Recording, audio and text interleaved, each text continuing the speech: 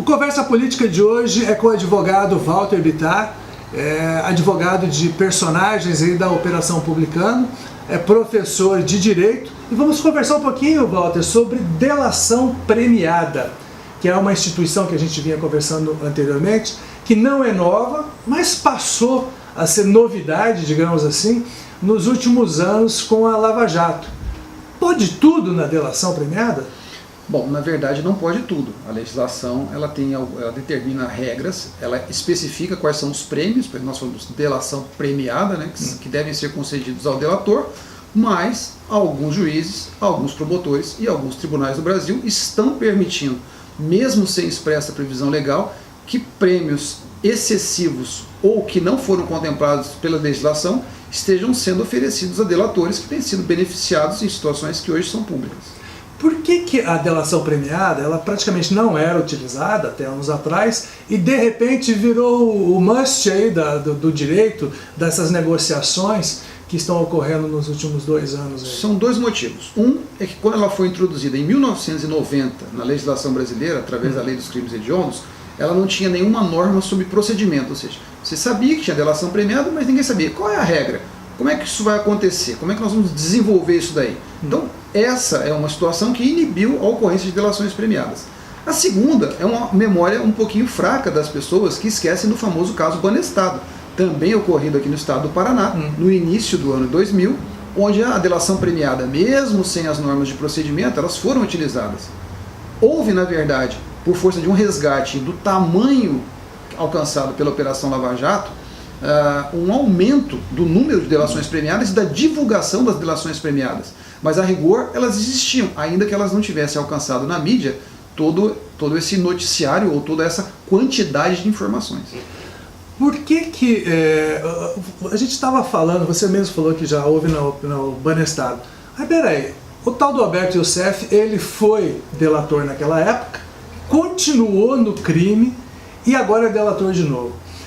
Sem falar no caso específico, mas isso não é um incentivo para que a criminalidade continue, por exemplo? Não só o caso do Alberto Youssef, como também outros casos onde o acordo, por exemplo, da JBS, oferece ao criminoso, aquele que fez a delação, a possibilidade de receber parte de patrimônio que supostamente é de origem ilícita, de volta, tornando esse dinheiro legal. E fazendo algo muito pior, ou seja, aqueles que têm condições de planejar a atividade criminosa tenham na delação premiada uma alavanca para continuar na prática criminosa e produzir um efeito contrário daquilo que o direito penal deve existir. Ou seja, ao invés de inibir a conduta criminosa, ele passa a incentivar.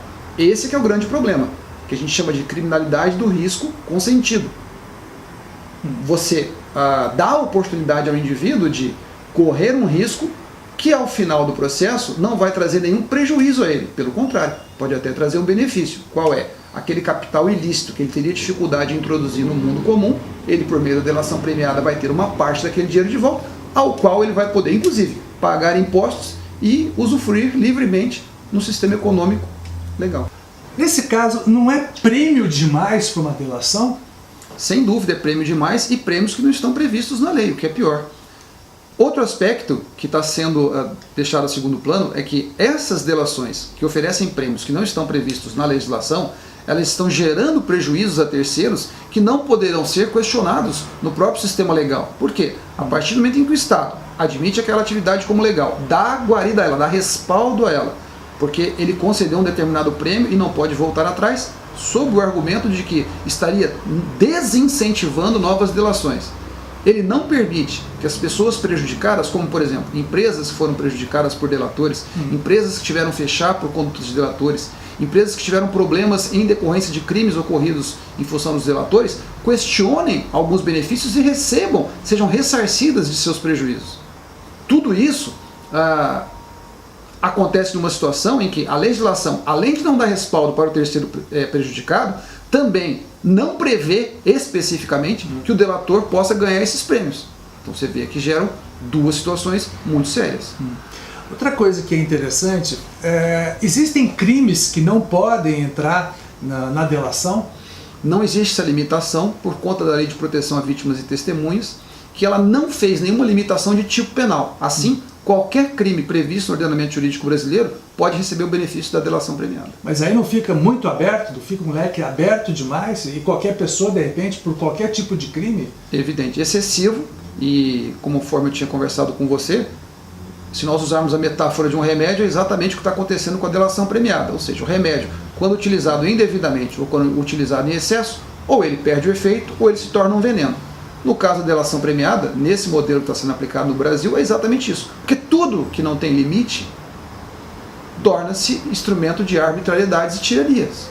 E de injustiças que vão atingir terceiros, que não aqueles envolvidos ou diretamente afetados por uma delação premiada. Ou seja, aquele que indiretamente é afetado pela delação premiada. Isso me leva a uma outra pergunta. A gente percebe, vou dar 2 casos. No caso nacional, o Eduardo Cunha está para ser homologado aí a delação dele. E pelas informações que estão sendo veiculadas, ele praticamente focou em alguns adversários, né, a delação dele, e está liberando, digamos assim, tirando do foco outros personagens que são aliados dele e que também poderiam estar envolvidos. Como é que se trabalha essa delação seletiva? Não existe nenhuma forma de controle. Desculpa. Mais outro caso, no Paraná, o Luiz Antônio, né, da Operação Publicano. Sabe-se que ele fez uma delação para os promotores e que alguns personagens que foram citados nessa delação foram retirados das acusações. Volto a dizer, essa questão da delação seletiva não tira, digamos assim, a seriedade da delação? Tira a seriedade por 2 pontos muito específicos. Ele pode comprometer a delação premiada como prova, porque a partir do momento que a delação premiada ela está comprometida, o seu valor como prova dentro de um processo será questionado pelos demais delatados. Então você já cria um risco que esse processo venha a ser anulado por conta de uma má gestão da prova, porque a prova não deveria ser seletiva. E o segundo problema, ela deixa para o Ministério Público toda a gestão da prova. E toda essa seletividade ganha um problema muito peculiar. Qual é? Muitas vezes, e é o que se suspeita, a pessoa está sendo obrigada a citar determinados personagens, propiciando essa perseguição seletiva que você faz, o que compromete também a seriedade daquilo que está sendo homologado. E pior, o magistrado, que é a figura que vai homologar esse acordo, ele fica completamente fora dessas negociações. Ele não pondera essas situações específicas, porém, é ele quem vai julgar e vai condenar ou absolver com base na delação premiada. Outro ponto importante, que eu acabei não frisando, é que se você homologa uma delação premiada e ela não produz prova efetiva e o juiz é obrigado a absolver no final do processo, o delator vai ter um prêmio completamente não merecido ou injusto. Os demais que justificariam esse prêmio da delação vão passar ao arrepio da lei, à revelia da lei, e o magistrado não vai poder fazer nada a não ser manter uma sentença absolutória, fazendo com que uma pessoa receba um prêmio que não deveria receber, em prejuízo de toda a sociedade. Recentemente a gente leu na mídia que a Polícia Federal estava fechando um acordo de delação premiada. E o Ministério Público também tem essa possibilidade. Não entra em choque ter 2 poderes tendo esse argumento da delação? Não deveria ser um só, ou pelo menos em comum acordo? Entra em choque. Inclusive, o Ministério Público discute hoje se o delegado ele teria poderes para oferecer a delação premiada. Em todo caso, os tribunais têm aceitado a delação premiada quando ela é proposta pela autoridade investigativa, que é o delegado de polícia.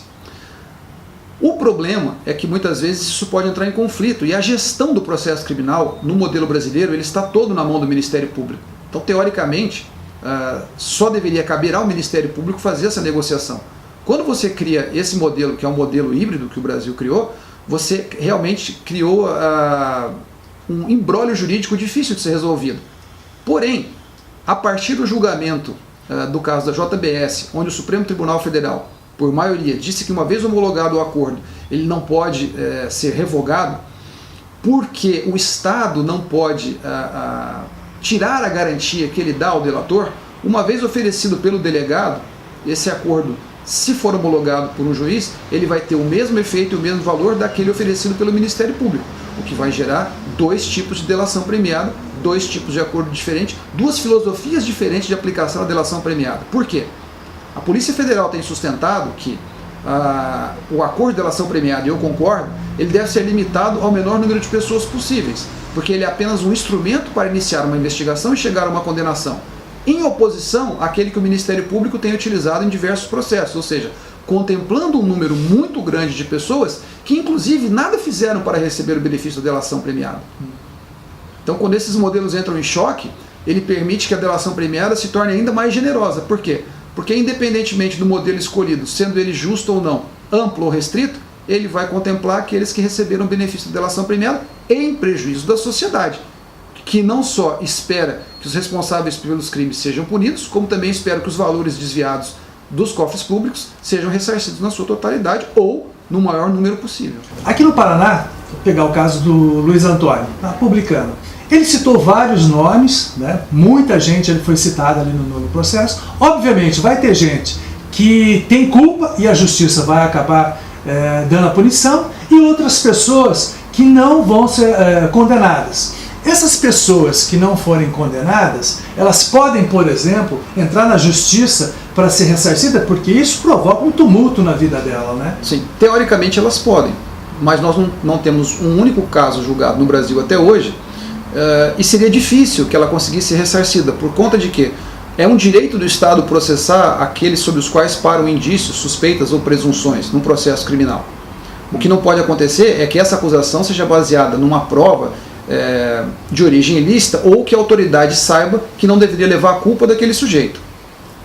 Então fica realmente uma situação difícil para ele conseguir processar o Estado, em que pese, eu acredite que na Operação Publicano e em outras operações que estão sendo feitas no Brasil, muitas pessoas, ao final, não sendo condenadas, elas entrarão contra o Estado para buscar o ressarcimento do dano à sua moral e dos danos materiais que tiveram.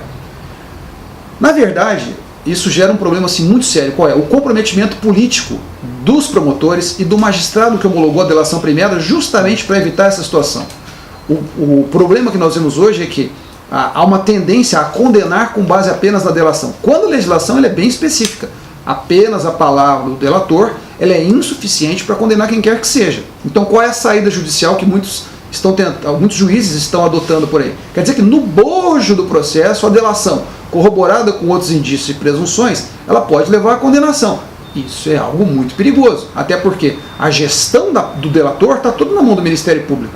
Inclusive existe a suspeita de delações seletivas no sentido de que, se o delator não delata nomes específicos, que são aqueles desejados pela autoridade responsável pela investigação, ele não é contemplado com o benefício da delação, o que também é injusto, porque a rigor ele mereceria o mesmo direito daquele outro que foi beneficiado pela delação premiada ao citar os nomes escolhidos, digamos assim, pela autoridade que está presidindo a investigação. Enquanto advogado que atua na Publicano e professor de Direito, você acha que a delação premiada é um instrumento justo e correto para ser usado? E mais do que isso, o que você acha que seria interessante fazer com a delação para que ela fosse, digamos assim, mais adequada para o momento brasileiro? Justo e correto não, porque é um instrumento, do ponto de vista ético e moral, extremamente questionável. O que eu acho é que ela é útil, sim. Ela é um instrumento útil porque veja a situação do Brasil aqui, onde volumes absolutamente inimagináveis foram repatriados por conta de uma investigação feita onde o uso da delação premiada foi positivo. O problema é o uso excessivo e o uso sem regras da delação premiada.